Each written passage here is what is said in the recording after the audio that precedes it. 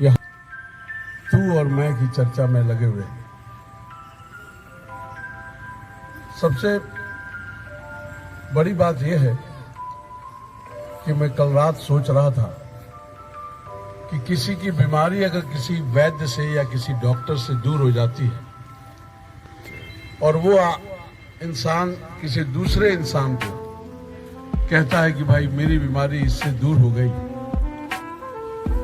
लेकिन पता नहीं क्यों वो अपनी बीमारी दूर करना नहीं चाहता है। त्रिपाठी को यहाँ हर सप्ताह मैं पकड़ कर लाता हूँ, तो आइए सुनते हैं कि इनकी कुछ अच्छी बात में उनमें कैसे उतारे हैं, उस पर हम चर्चा से हमारे चलिए जीवन के कुछ फिर हम आज इस सप्ताह वही तू मैं की कहानी से शुरू करते हैं। मैं आग्रह करता हूँ त्रिपाठी साहब से जरूरी है कि वो तो लीजिए आज अभी आपके सामने जिस कहानी को वो पिछले सप्ताह छोड़े थे उसको हमें करते बताएंगे, त्रिपाठी। देवताओं के अनुग्रह के अधीन है ये दुर्लभम त्रयम। तीन चीजें क्या क्या? मनुष्यत्वम, पहला तो मनुष्य होना ही दुर्लभ है। ये बड़े सौभाग्य की बात है कि हम मनुष्य हैं, ये सबसे दुर्लभ है। इसलिए राम ने प्रजा को बुलाया तो सबसे पहले ही कहा, और ये उस कथन की प्रस्तुति है जिसको विश्व के समस्त वे संत साधक जिन्होंने सत्य को जाना है, सभी ने इसको स्वीकार किया। बड़े भाग्यमान सबने कहा, इसको संतों ने, वेदों ने, सबने कहा। और ये क्या है? मनुष्य का साधन धाम मोक्ष कर द्वारा, साक्षात मोक्ष का द्वार है। और कोई भी साधना जो आपको पसंद है उसका धाम। इसी शरीर से कोई भी साधना, कोई भी तपस्या, कोई भी उपाय करके हम उस मोक्ष को प्राप्त कर सकते हैं, और कोई शरीर के लिए संभव नहीं है। साधन धाम मोक्ष कर द्वारा। लेकिन आगे राम कहते हैं, जे न पाए निज जन्म संवार। और इसको प्राप्त करके भी यदि किसी ने अपने इस जन्म को सार्थक नहीं किया तो परत दुख पावे, सिर धुनि धुनि पछताए, ईश्वर काल ही कर्म ही मिथ्या दोष लगा। तो परत अंत में वो सिर धुन के सिवाय पश्चाताप के और कुछ उसके हाथ में आता नहीं। जब कर्मों का लेखा जोखा होता है तब उसे याद आता है हमने क्या किया। दोष किस पर देगा? ईश्वर। प्रभु ने हमसे करवाया। काल मेरे पास समय नहीं था, ईश्वर काल ही और कर्म ही, मेरा कर्म ही ऐसा पूछेगा। इन तीनों को दोष है।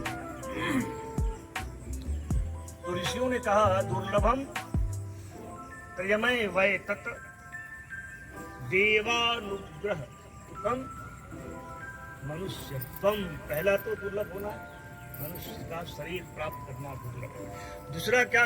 त्वम, अगर वो मनुष्य है तो मुमुक्ष है कि नहीं। मुमुक्ष का मतलब होता है उसके भीतर मोक्ष की इच्छा है कि नहीं। मोक्ष प्राप्त करने की ये ज्ञान मार्ग यानी सांख्य का शब्दावली है मोक्ष। भक्तों के लिए उसको बोलेंगे ईश्वर, क्योंकि मोक्ष ईश्वर स्वरूप है। मुमुक्षत्वम। और तीसरा क्या है? महात्मा नाम संसर्यः, महात्माओं का संसर्ग। महात्मा माने सज्जन, उसी को दूसरे जगह कहा गया सज्जनानाम संगति, सज्जनों की संगति यानी सत्संग। ये तीन एकदम दुर्लभ है, उसकी कृपा के बिना ये तीन आपको मिलेंगे ही नहीं। ये संभव है, ये बहुत बड़ी बात है। आप जानते जो भी साधना के क्षेत्र में जानते हैं वो जानेंगे इसको। और आप किसी व्यक्ति को पकड़ करके लाए सत्संग में कि चलो बहुत अच्छी बात हो रही है, वो आ गया तो फिर वो सुनेगा नहीं, उसमें कोई रस मिलेगा ही नहीं। क्योंकि उसकी प्रकृति, उसकी मानसिक जो प्रवृत्ति है वो उसकी है ही नहीं, उसके स्वभाव में नहीं है, उसके मन की का जो नैसर्गिक गुण है उसमें है ही नहीं, तो सुनेगा नहीं। इसीलिए आप देखेंगे कि कभी कभी गुणों की एक तरह से कहा जाए कि विपर्य उत्पन्न हो जाता है। कुछ व्यक्तियों को देखेंगे कथा में ही सोएंगे, वो आ गए तो उनको सबसे गहरी नींद कहाँ लगेगी? सत्संग। और चारपाई पर जागेंगे, जहाँ सोना चाहिए वहां नींद नहीं है, नींद की गोली खाएंगे। वो क्या प्रवृत्ति, वो क्या है? तमोगुण। तमोगुण का कार्य है शयन कराना, सोना। तो वहां क्या जगेगा? सतोगुण। सतोगुण कहाँ जगना चाहिए? सत्संग। तो सत्संग में वहां क्या जग जाएगा? तमोगुण बैठ के सोएगा। लेकिन अहंकार तो स्वीकार करेगा नहीं। अगर आपने टोक दिया और क्या कर, नहीं मैं बहुत ध्यान से सुन रहा हूँ, ध्यानस्थ होकर के सुन रहा है।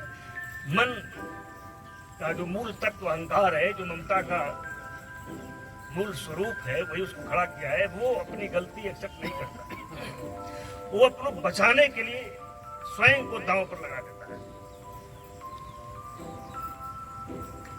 अरब कंट्रीज में एक संत हुए मुल्ला नसरुद्दीन, उसे भारत का कबीर कहा जा सकता, फकीर था। हालांकि आचार्य नीच का नाम सुने होंगे उसको, उन्होंने उसको लेकर बहुत कहानियां क्रिएट की, मजाक। तो उसने एक जगह मजाक किया था, उसको याद आ रहा है कि मुल्ला जा रहा है रास्ता में और कुछ बदमाशों ने घेर लिया और कहा तुम्हारे पास जो कुछ हमें दे दो।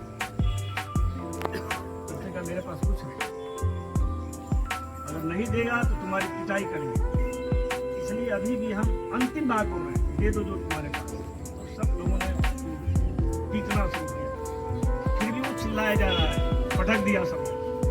फिर एक ही बात रट रहा है, मेरे पास कुछ नहीं। तो सब बहुत आश्चर्य हुआ, ये व्यक्ति यात्रा कर रहा है, पता नहीं कहाँ जाएगा। वो कहता मेरे पास कुछ नहीं, हो ही नहीं सकता है, कुछ द्रव्य तो इसके पास होंगे ही। पीटते पीटते उसके पास एक छिदाम निकला, एक सिक्का, छोटा सा अठन्नी चवन्नी, जो भी नाम ले लीजिए उस समय का। सब आश्चर्यचकित रह गए, यार एक छिदाम के लिए, अठन्नी के लिए इतना मार खाया। बोला रे यार, इसी के लिए हम लड़ रहे थे, किसी को पता नहीं चलना चाहिए कि मेरे पास अठन्नी ही है। इतना मार हमने खाया और तुमने इसको जान ही लिया, जिसको हम बचाते रहे। ये अहंकार का स्वभाव, वो कोई न कोई तर्क खड़ा कर लेगा अपने को बचाने के लिए। हमारे पास समय नहीं है, इसलिए कैसे करें। हर व्यक्ति के पास 24 घंटा ही समय है। इसी में कोई साइंटिस्ट बन जाता है, कोई दार्शनिक बन जाता है, कोई इतिहासकार, कोई कलाकार, कोई महाकवि, सब बन जाते हैं इसी में। और इसी में सब सत्य को प्राप्त हो जाते हैं। चौराहे पर बैठ करके 2 घंटा का सब कर लेंगे, समय की कमी नहीं, यही बैठ के कर लेंगे, यहाँ नहीं आ सकते। इसीलिए कहा गया मनुष्यत्वम मुक्षत्वम महात्मना नाम संश्रयः सज्जनानां संगति दुर्लभम त्रयं वैतत् देवानुग्रह हेतु। तो हम लोग मनुष्य हैं, इसमें कोई डाउट नहीं है। फिर भी हमारे भीतर का मनुष्य हमसे बहुत दूर है। फिर भी हमारे भीतर का मनुष्य हमसे बहुत दूर है, उसी को हमने खो दिया। सब कुछ पा लिया अपने बौद्धिक विकास इस यात्रा में, इस वैज्ञानिक युग में कुछ भी बचा नहीं। हमने प्रकृति के संपूर्ण रहस्यों को हमने जानने की कोशिश की, बहुत कुछ जान लिया है, लेकिन स्वयं के प्रति अनजाना ही रहे। और इस यात्रा में हमने अपने भीतर के मनुष्य को खो दिया। ये मैं बार बार बोलता हूँ। तो हमारी संस्कृति मनुष्य होना ही नहीं, ईश्वर होना सिखाती है। उसी को हम बोलते हैं मुमुक्ष। ईश्वर तो हम ही है, हमारा स्वभाव है, जिस पर हम कभी लोग चर्चा करेंगे।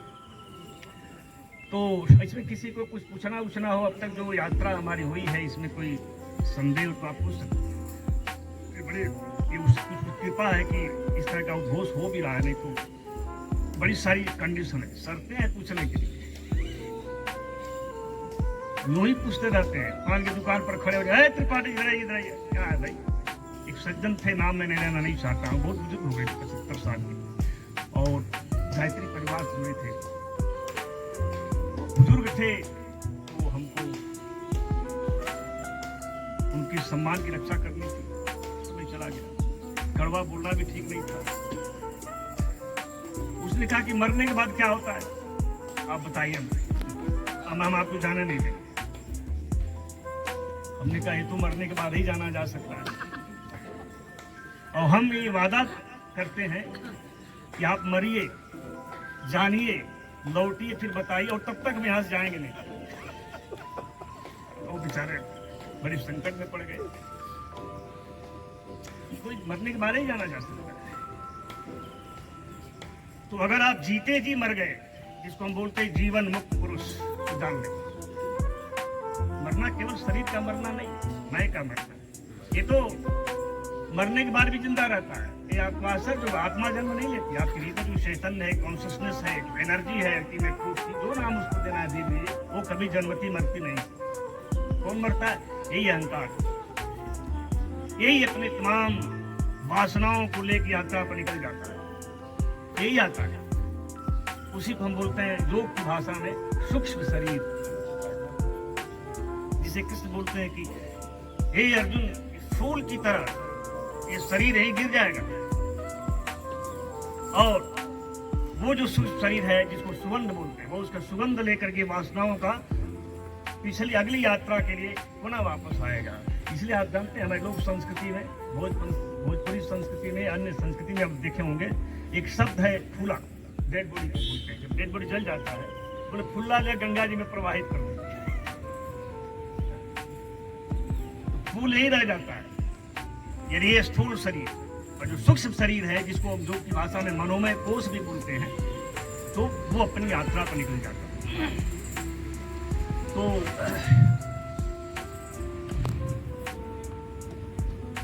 इसलिए मैं पूछ रहा था कि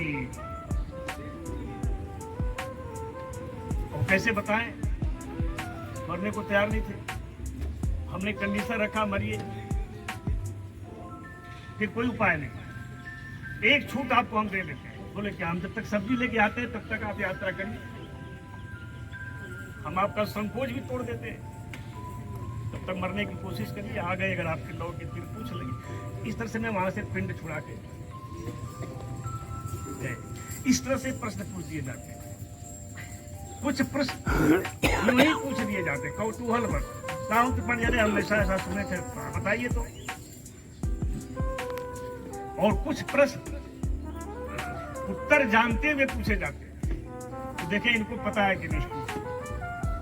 और अगर आपका उत्तर उनके खिलाफ निकल गया तो वो डिबेट में उतर जाएंगे।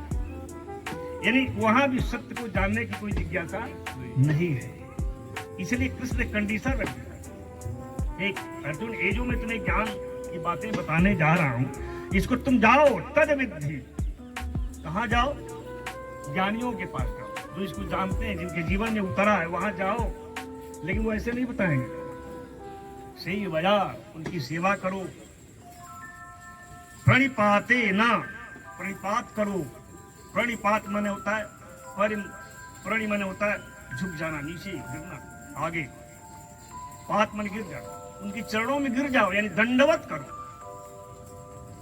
प्रणाम करो, यानी उनके प्रति सम्मान और श्रद्धा से भरो, जाकर के बैठो।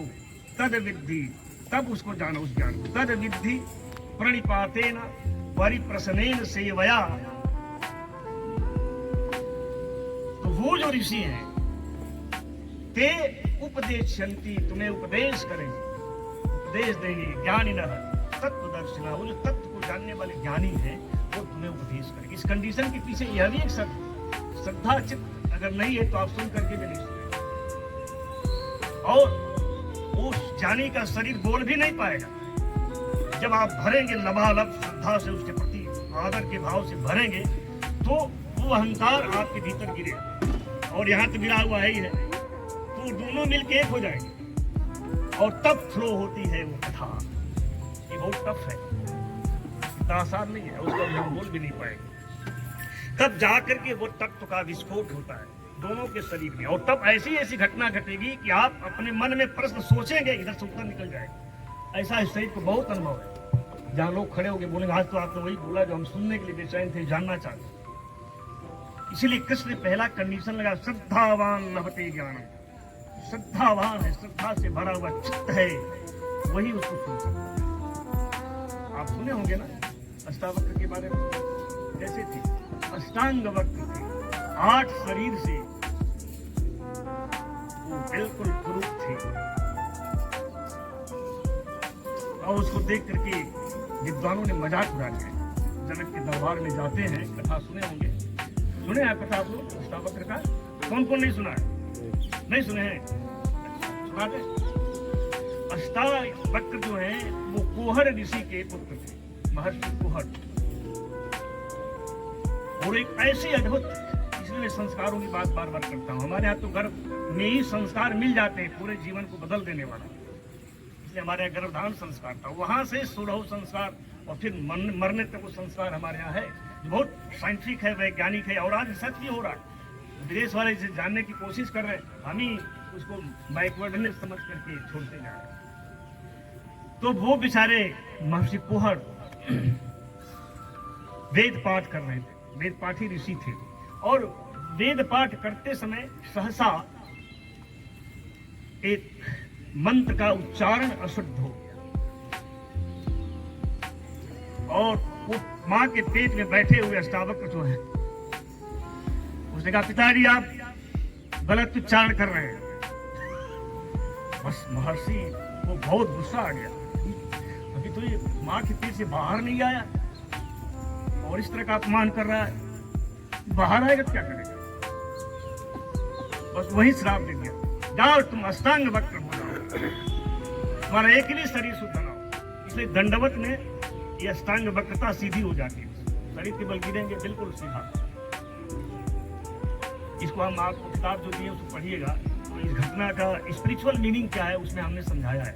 यहाँ केवल मैं ये बता रहा हूँ कि जब जन्म लिए तो कहीं कुबड़ भी निकल गया, इधर हाथ भी डैमेज है, इधर पैर भी डैमेज है, टेढ़े मेढ़े चल रहे हैं।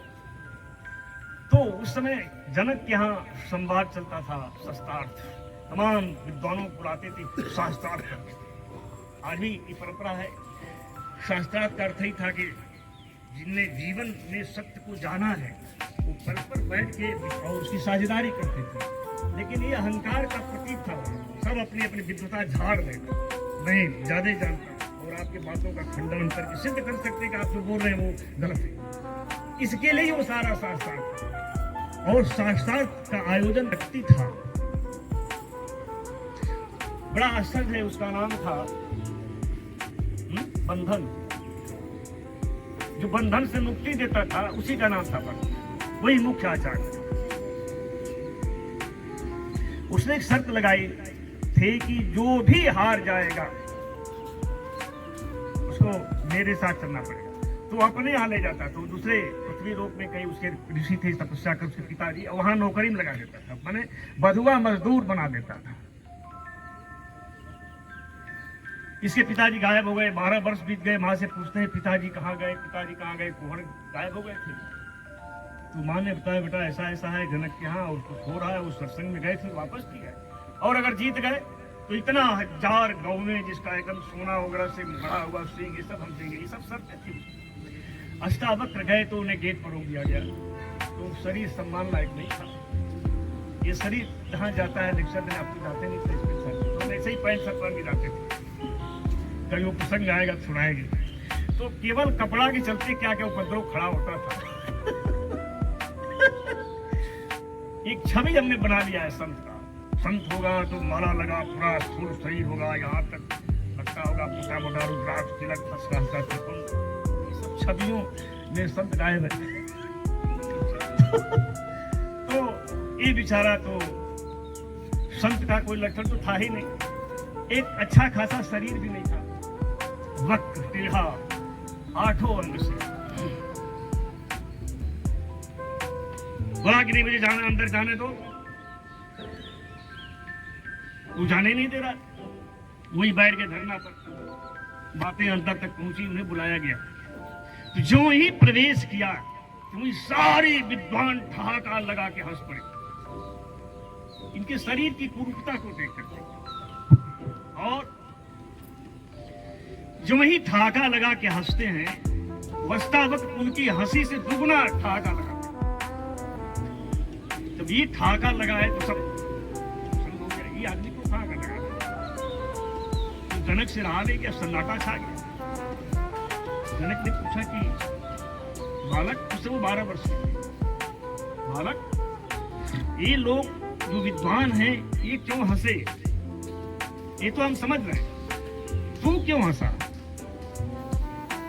बोला ये हमारी अष्टांग वक्रता पर हंस रहे हैं, यानी मैं 8 अंग से वक्र हूं, टेढ़ा हूं, इसलिए हंस रहे हैं, और मैं इनकी ज्ञान वक्रता पर हंस रहा हूं। ये ज्ञान के दृष्टि से कितने टेढ़े मेढ़े हैं उस पर मैं हंस रहा हूं, और तुम पर भी हंस रहा हूं जनक।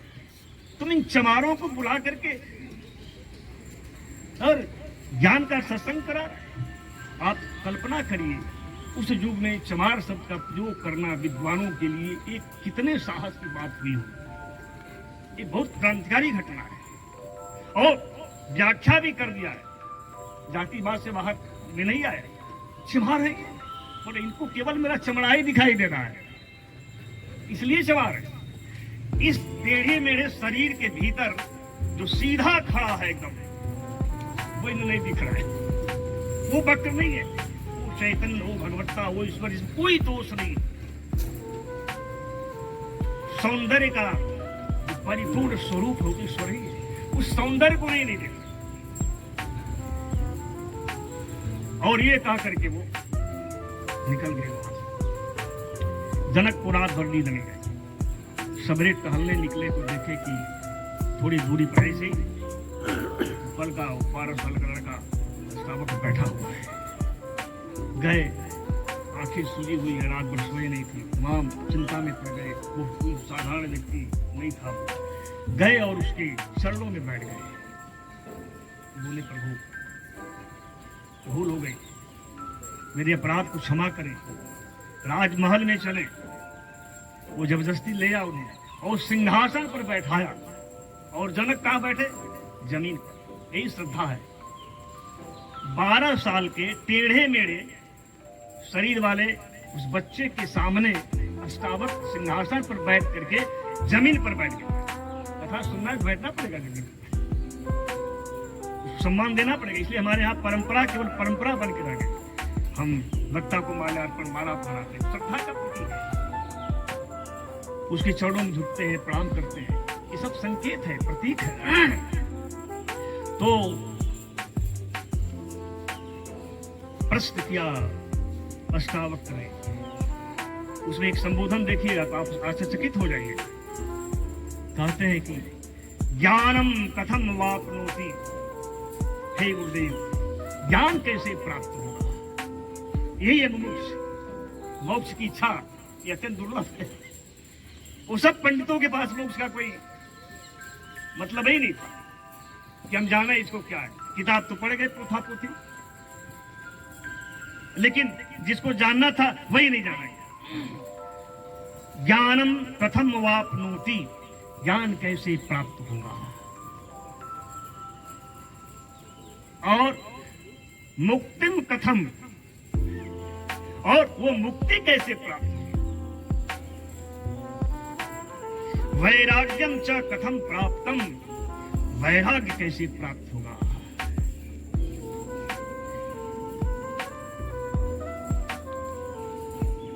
एतत् ब्रूहि मम प्रभु, हे प्रभु इसको आप मुझे बताएं।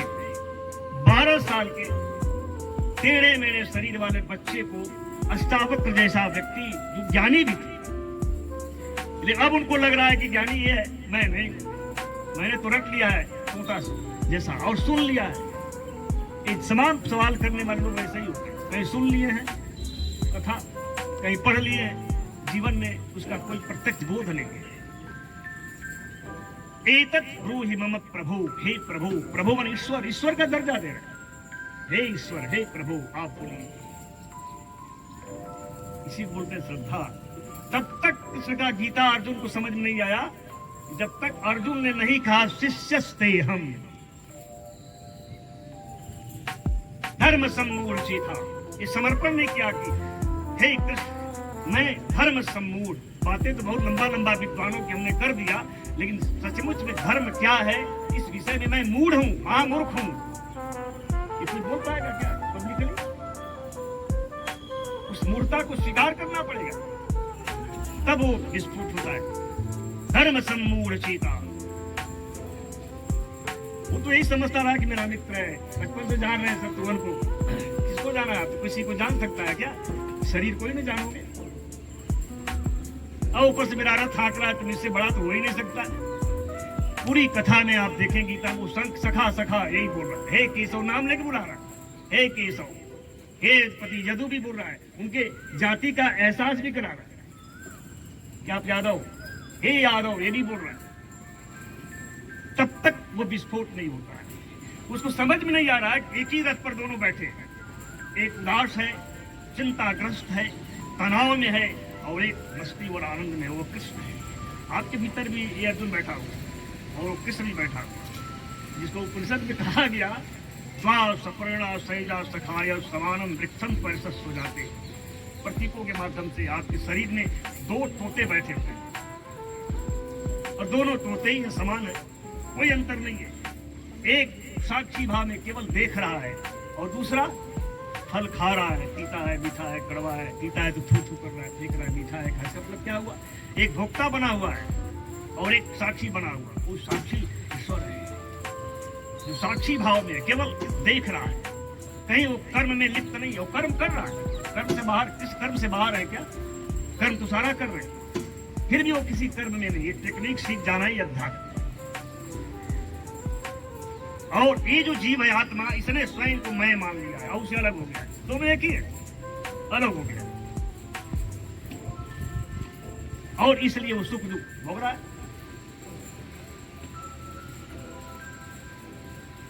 तो ये जो अर्जुन का मैं है, ये जब पिघला तो कहा मैं मूर्ख हूं, अपने मित्र के समझ जब बोल रहा है, और तुम गुरु, अब वो गुरु बोल रहा है, मैं क्या हूं? शिष्यस्तेहम, मैं तुम्हारा शिष्य हूं। और तब गीता का मंगल विस्फोट होता है, यहां से ज्ञान शुरू होता है। और तब वो कहा श्रद्धावान लभते ज्ञान,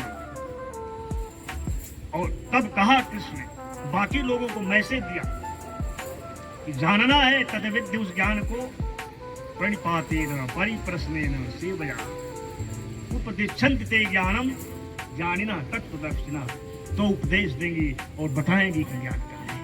और तब उस श्रद्धा चित्त, उस अष्टावक्र के प्रति जो ही जनक का सम्मोहन हे प्रभो हुआ, अष्टावक्र गीता वही सिखा रही है, ज्ञान का विस्फोट होता है और विश्व में